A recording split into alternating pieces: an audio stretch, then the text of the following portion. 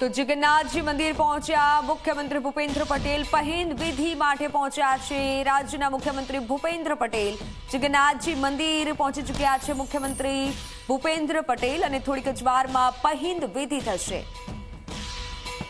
સંવાદદાતા ઉદય જોડાઈ ચૂક્યા છે। જે ઉદય, મુખ્યમંત્રી પહોંચી ચૂક્યા છે, થોડીક જ વારમાં પહિંદ વિધિ થશે।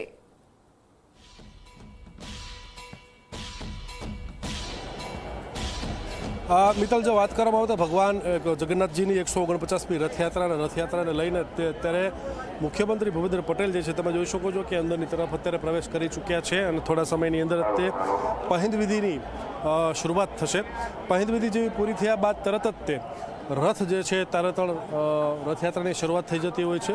પારંપરિક આ પરંપરા છે અને વિધિ છે। જેવી રીતે પહિંદ વિધિ પત્યા બાદ જે છે તરત જ તે રથો બહાર લાવવામાં આવશે। ત્રણ રથ બહાર આવ્યા બાદ જે છે અહીંયાથી આ તમે જે જોઈ રહ્યા છો અત્યારે એ જગ્યા ઉપરથી જ તે ત્રણ રથ જે છે એ ભગવાન જગન્નાથજીના નગરચર્યા માટે નીકળશે। અને તમે જોઈ શકો છો કે આ વખતે જે સામાન્ય પબ્લિક પ્રજા હોય છે એને અંદરની તરફ પ્રવેશ અહીંયા નથી। નહીં તો સામાન્ય રથયાત્રામાં એવું થતું હતું કે રથ બહાર આવતાની સાથે જ તે લોકો એકઠા થઈ જતા હતા અને જેના કારણે આખી પરિસ્થિતિ વનસ્થિતિ હતી અને રથને નીકળવામાં તકલીફ પડતી હતી। પરંતુ હવે આ વખતે તમે જોઈ શકો છો માત્ર પોલીસ જ જે છે નજરે પડી રહી છે।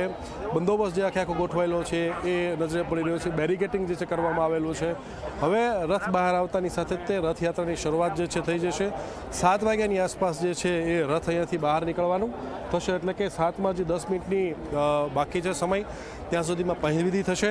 પહિંદ વિધિ પૂરી થયા બાદ 31,000થી પણ વધારે પોલીસ કર્મચારી અધિકારીની સુરક્ષા કવચની વચ્ચે ભગવાન જગન્નાથજીની રથયાત્રા જે છે એ નગરચર્યા નીકળશે, શરૂ થશે।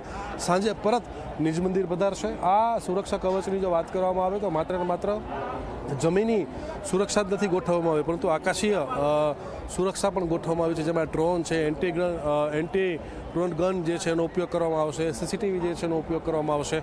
તો આ રીતે આખું સુરક્ષા કવચ જે છે અમદાવાદ શહેર પોલીસે તૈયાર કરી નાખ્યું છે અને અમદાવાદ શહેર પોલીસના સિરે ખૂબ જ મોટી જવાબદારી હોય છે ભગવાન જગન્નાથજીની રથયાત્રાને લઈને। અને ગુજરાતનો સૌથી મોટામાં મોટો પોલીસ બંદોબસ્ત જો માનવામાં આવતો હોય છે તો એ છે ભગવાન જગન્નાથજીની રથયાત્રા। અને રથયાત્રા થોડી વારમાં શરૂ થઈ જશે।